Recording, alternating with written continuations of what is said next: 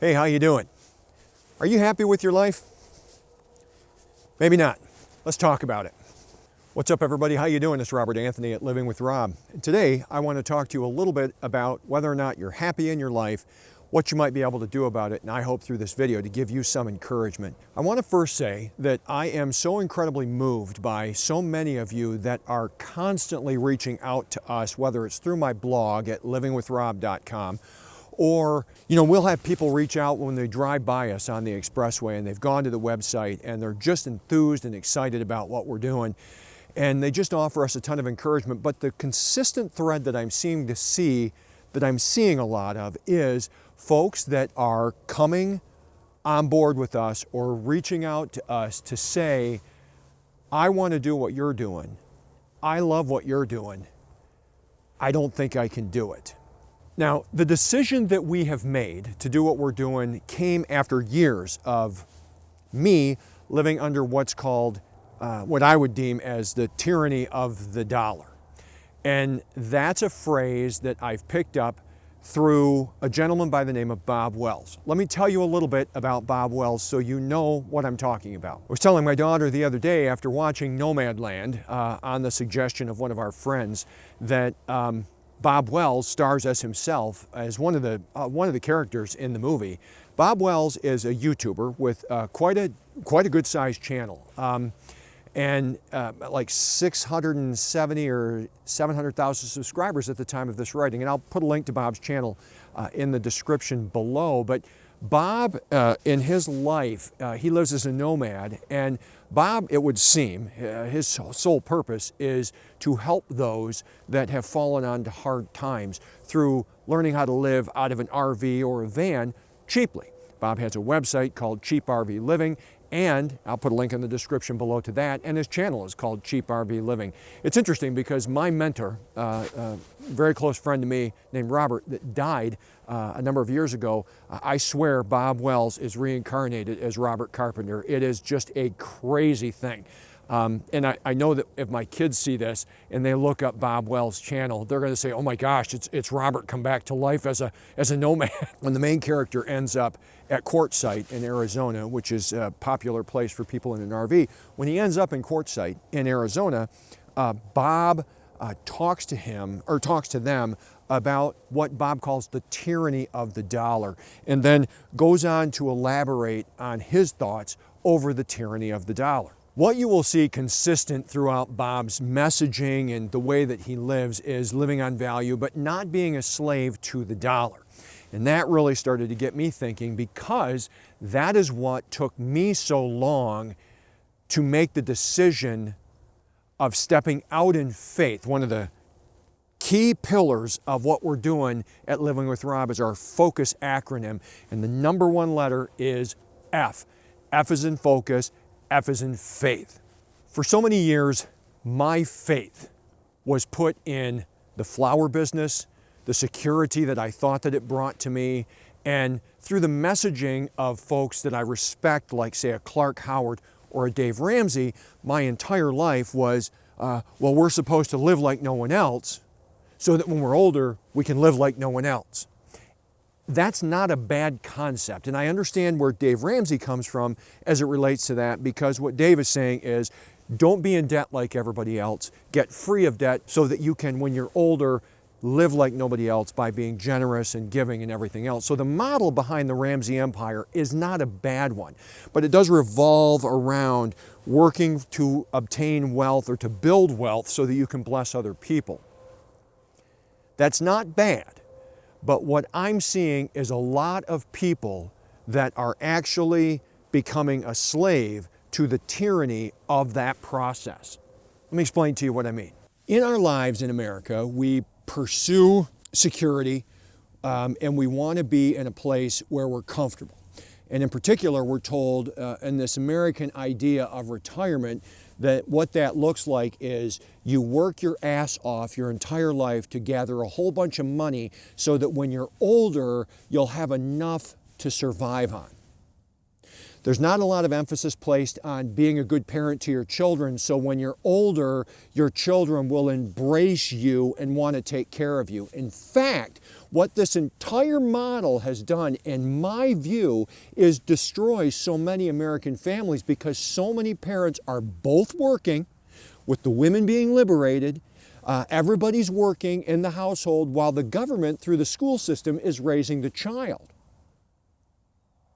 And then we wonder why America's falling apart, but I digress. In this process of pursuit of golden parachute, that finding our way to the end of our lives, we lose track of the thing that is the most important on the planet. And in my view, that most important thing is the stability of the family and the rearing of our children. You see, I believe that if we do it right with our children, we don't raise them in guilt, we raise them to become adults and really embrace us as parents. We don't have to be so consumed with having multiple millions of dollars in our 401k when the day comes that we want to quote unquote retire. In fact, if we do it right, our children should step up and want to take care of us as we get older, even if that means taking us in. And so this tyranny of the dollar, I've watched it enslave so many people, and I've watched it ruin a lot of lives as people amass a bunch of stuff only to have to dispose of it or have to have their family dispose of it after they've died, because of course, there are no hearses pulling a U-Haul to the cemetery. You aren't taking it with you. My grandfather was fairly wealthy as far as a florist goes. And him and my grandma died with an estate worth, into the millions, not tens of millions, but maybe, a couple. I have an aunt and uncle who are very well off and have worked their lives in very hard, and they deserve everything that they have, no question about it. But there are two lessons in both of those. One, I spent a lot of years working with my grandpa, and even though my grandpa had a ton of liquid wealth and a lot of equity in everything that he owned, he still, till the day he died, was worried that he was going to run out of money. He was afraid of that, of running out of money. Now, my aunt and my uncle, who are very well off and have worked very hard, they don't worry about running out of money. At least I've never got that impression from them. But I will say this, they have a lot of stuff, a ton of stuff, and they have to maintain all of that stuff. And in maintaining all that stuff, they're beholden to all that stuff because they have to maintain it. And that is a subtle way that there's a tyranny to the dollar, because in order to maintain stuff, you have to have income to be able to maintain the stuff. So the more stuff that you own, the more money that you have to take care of the stuff that you own, and it's a cycle that perpetuates itself, and then you're dead.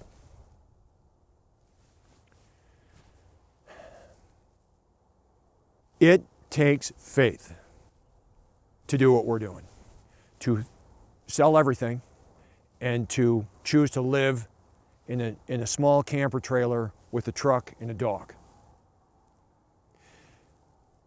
But one thing that I've had to reconcile is I've been battling with this. What's the YouTube channel going to be about? What are we going to make it about? What are we going to do? And all the experts, Daryl Eves and all the other people with videos on YouTube all over the place telling you, here's what you need to do to make your channel successful. This is what you're going to have to do. Pay attention to your thumbnails. Now, it's pay attention to the first 1 second or pay attention to the first 5 seconds, because that's how you're going to grow. And as I'm watching various people that don't put any effort into any of these things and their channels still grow, I'm starting to think that it might be just a load of crap to sell stuff. I might be wrong. It might be. So you know what? In the end, I gotta be me. To quote Mark Wahlberg, I'm a peacock, Bob, and I gotta fly. I know how to write, and I know how to speak. Don't know how to entertain, I'm not a comedian, but I am authentically me. One of the mistakes that I've made in trying to do all this is I've tried to put the channel and what we're doing into a bucket. And the bucket is going to determine what it is our video is about. RV maintenance, travel videos, photography instructions. And you know what? That's not what I'm here for. What I'm here for is to encourage you, if you're a viewer and you're a follower of this channel, to the life that you're called to live. Because we only have one life, it's very short, and it's really important that we do the right things with that life when given the opportunity. You can choose today the degree to which you're going to be happy later by making choices to make changes in what you're doing today as you're trying to figure out what you're going to do with your life. And there is no glory in staying status quo. You know, truthfully, the living like no one else thing is exactly what folks like Bob Wells, some of the folks in Nomadland, and those of us that are doing what we're doing actually are doing. We are saying this American ideal of trying to amass a ton of money so that we have money at the end of our lives, as if that's going to do us any good, while we don't take care of ourselves physically, so we're falling apart when we get older, and our children have disowned us because they're so disenfranchised because all we did was go to work. So we have a bunch of garbage and trash that Jesus said moth and rust will destroy, and we've lost all of the things that are most important. Our physical health, perhaps our wives or our children, the relationship to our children. And I think to myself, that is how so many people in America are living today. I don't want to live like that. I want to live the way that God has called me to live. When I think about the fact that Jesus picked out 12 and this band of rebels went around, yeah, Jesus had Sermon on the Mount, and I'm sure there were a lot of times where Jesus was speaking in front of large crowds, which is something that I've always wanted to do, but most of the Gospels are Jesus one-on-one. And when I'm out here and one of you reaches out and says, you have no idea how I needed to hear that today through my blog or through one of the messages off of this channel, isn't that for me the biggest gain? Getting to heaven, seeing my friends, but when I do, all of you that were touched, whose lives might have been changed, that today's the day, you watch this video and today's the day that you are going to do something different. You come up to me and say, thanks, because it was that talk that we had that did it, or that talk that I watched that did it. I just don't think there's anything better. Let me close with this. It takes faith. The second letter is obedience, focus, faith, obedience.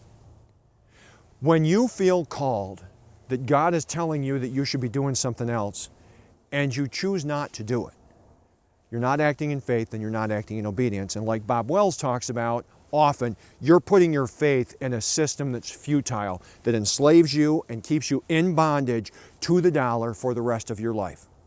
I understand that there is an element of that whole communal kind of capitalism is bad undertone of all that. I do not subscribe nor agree to any of that. I think America is the greatest country that has ever existed, and I do think that it provides more opportunity for freedom and our ability to practice as Christians than any other nation that has ever existed. I do not think capitalism is the enemy. But I do see a lot of people bowing to the tyranny of that dollar in pursuit of something that they're ultimately going to leave behind. With the passing of my dad this last week, I'm seeing a number of these principles coming into play. Not the least of which is the fact that my mom and dad, while not wealthy, have accumulated a lot of stuff. I was called up to Michigan to help them get rid of the flower business, or at least sell the flower business and begin to liquidate the properties and everything. And I've spent the last 4 or 5 or 6 months on and off in that capacity trying to help them do that. But the bottom line is, there's a lot of stuff, and a lot of stuff that's in disrepair, because a lot of stuff needs to be cared for and maintained. And when you have a lot of stuff and you start to get older and you start to get tired, you don't want to take care of it. So you're left with 2 options. 3 options. Pay somebody to take care of it. If you don't have the money to do that, take care of it yourself. And if you can, it starts to fall apart, or get rid of it. There's a lot of stuff to get rid of now. And I'm more than happy to be helping my mother do that. But is that stuff really what was important? I don't think so. Today might be the day that you might have been sitting here watching this video. And that might be the day for you where it's like, it's time. I need to do something. It's scary. You're not sure how you're going to make ends meet. You're not sure what direction you're going to go. But what God looks for is faith. He just wants you to go. take the step. Step out in faith. Take a leap of faith. Because once you do that, he then says, good. Now I can do what I need to do. Now I'll show up. I have seen that personally, and I will share more of those stories later with you in what I've been doing. Since deciding to leave the flower business and pursue this dream of traveling the country to do photography and meeting all of you while I'm out there to encourage you and impart encouragement and exhortation and leadership into your life, God will show up in yours should you choose to do it. I hope you found this video helpful. I'd love to have you as a subscriber, like it and share it. And until the next one, thanks for watching. Appreciate you as a viewer. And I'll see you in the next one.